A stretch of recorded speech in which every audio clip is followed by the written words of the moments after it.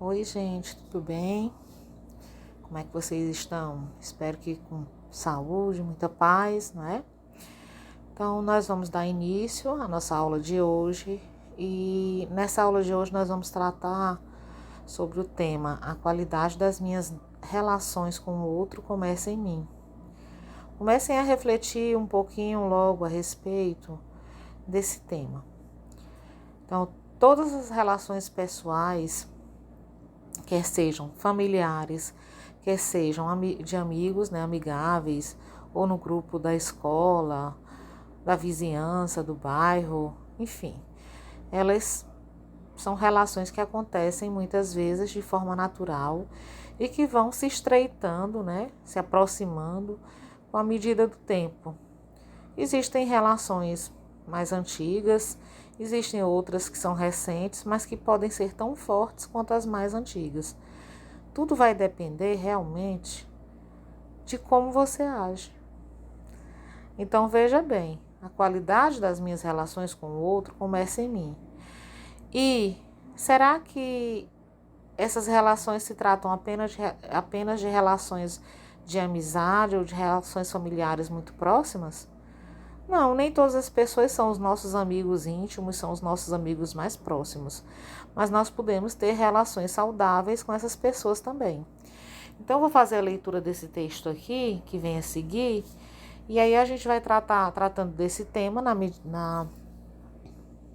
dando continuidade a esse assunto, e vocês vão, no final dessa aula, produzir um texto falando a respeito de vocês, como é que vocês agem diante dessas relações, tá certo?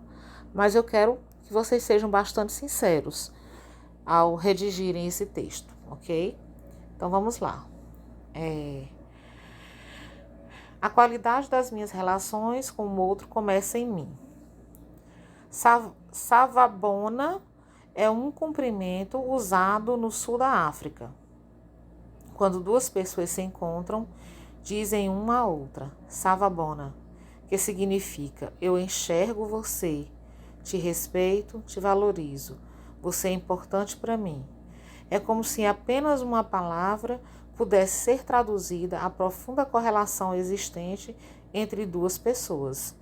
É como se fosse dito de maneira ampla: você está aqui na minha frente e não é apenas mais um número na multidão, mas sim uma pessoa única, insubstituível para mim. Em resposta a esse cumprimento, as pessoas dizem Chicobá, que significa, ou Chicoba, né? Aí não tem acento. Então, o que significa? Então eu existo para você. Essa resposta demonstra que eu somente existo para o outro quando ele me enxerga, me respeita e me valoriza. Assim como o outro só existe para mim quando também o vejo assim. Será que realmente as pessoas têm visto umas às outras? Será que temos a consciência de que fazemos parte de uma mesma espécie que precisa ser valorizada acima de qualquer grupo social, econômico e cultural? Savabona e Chicoba são apenas duas palavras curtas e simples, mas que têm um poder transformador nas relações sociais. Será que se nossa sociedade conseguisse, de maneira geral, viver essa forma de se relacionar, teríamos tantas discussões, tantas agressões físicas e verbais, guerras? Partindo dessa concepção de ser humano e de relacionamento, o intuito desta aula é proporcionar aos alunos reflexões sobre como eles têm se relacionado e prestado atenção nas necessidades do outro. É muito importante cuidarmos de nós mesmos primeiro, mas também trabalhar o nosso olhar para buscar atitudes que ajudem a melhorar a vida daqueles que nos rodeiam, daqueles que amamos. Então, gente, eu costumo dizer que isso chama-se empatia. Às vezes essa palavra ela parece muito batida, muito repetitiva, mas a verdade é essa. Quando você tem essa capacidade de ver o outro com um olhar diferente, você tem a capacidade de se colocar no lugar desse outro para ver as dificuldades que ele enfrenta, as as características dessa pessoa realmente, o meio que ela está inserido, as dificuldades que ela enfrenta. Então, tudo isso faz você ter um olhar multifocal em relação a outra pessoa. E isso, de certa forma, faz com que você respeite o outro. Porque não é obrigado você aceitar o que o outro diz para você. Não é obrigado você concordar com tudo que ele fala ou ela fala, ou participar das mesmas ideias que o outro tem, ou que o outro desenvolve, não é? Tanto é que nós sabemos que nós temos diferenças de várias espécies. Nós temos diferenças políticas, nós temos diferenças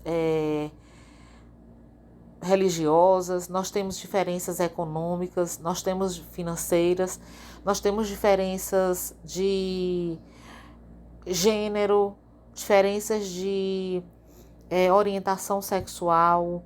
Nós temos gostos diferentes. Nós gostamos de alguns tipos de música, outros não. E somos pessoas diferentes. Mas quando nós aprendemos a respeitar o outro, a achar que o outro é tão importante quanto você é, então você constrói relações mais saudáveis.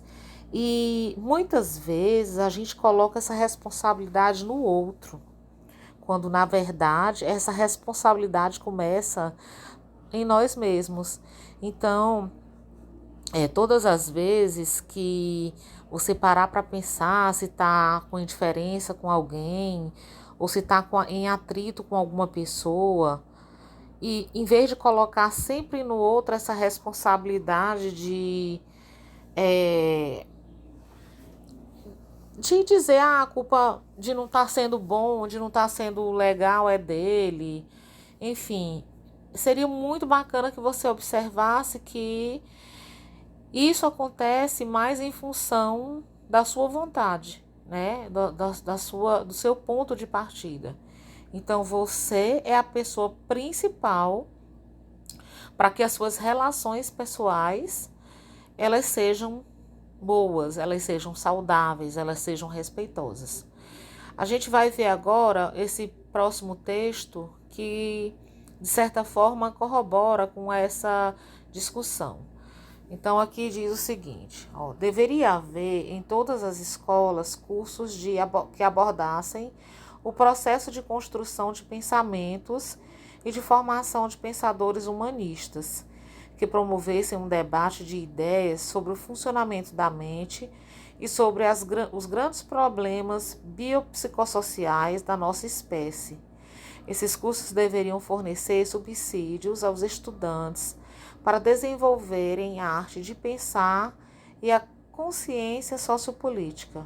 Gente, por que isso? Porque quando nós nos tornamos pessoas mais humanistas e baseados nesses pensadores que são mais humanistas, a escola ela é um espaço de muita democracia. Ela é para ser esse espaço de muita democracia.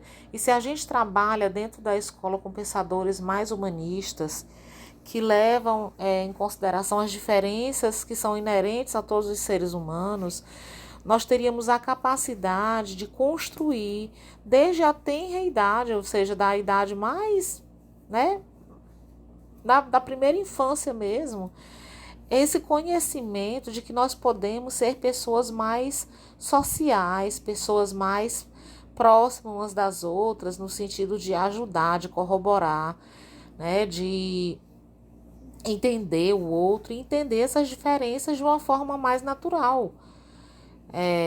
Politicamente, então, isso seria fantástico, porque não haveria tanta intriga, tanta confusão, tanta briga, tanta desarmonia, certo?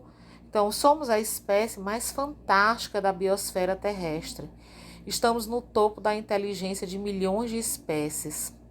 Nós somos privilegiados, nós raciocinamos, gente, nós pensamos, nós desenvolvemos um pensamento em que nós podemos questionar, criticar, voltar atrás e discutir ideias, nós podemos tentar entender o outro. É um privilégio que só o ser humano tem, né? Diante de tantas espécies que existem nessa face da Terra.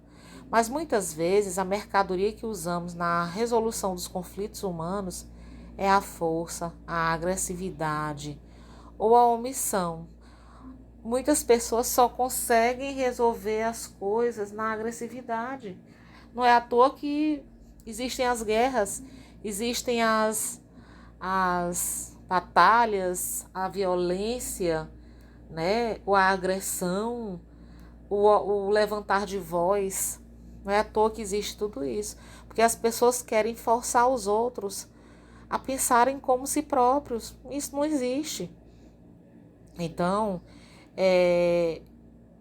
não é a arte de pensar, de analisar as variáveis, de ouvir despreconceituosamente, de aprender a ceder quando necessário, de exercitar a tolerância e de reconhecer as necessidades dos outros que realmente marcam a nossa vida. Infelizmente não é isso.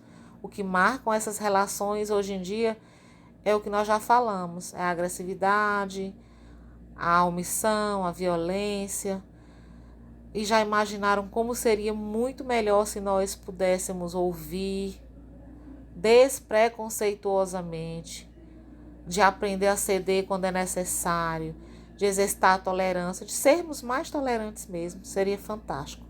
Então, gente, é com base nisso, né, em todas essas falas e esses 2 textos que nós colocamos, que essas relações pessoais, elas vão depender muito mais de mim, o sucesso delas vai depender muito mais das minhas atitudes do que na do outro, né? Então, coloque essa responsabilidade para você. E faça essa tarefa aí que eu estou propondo e seja bastante sincero. Mas escreva mesmo, viu? Escreva, não fique com preguiça de escrever, não, tá bom? Então, até a próxima. Um beijo grande. Fiquem com Deus.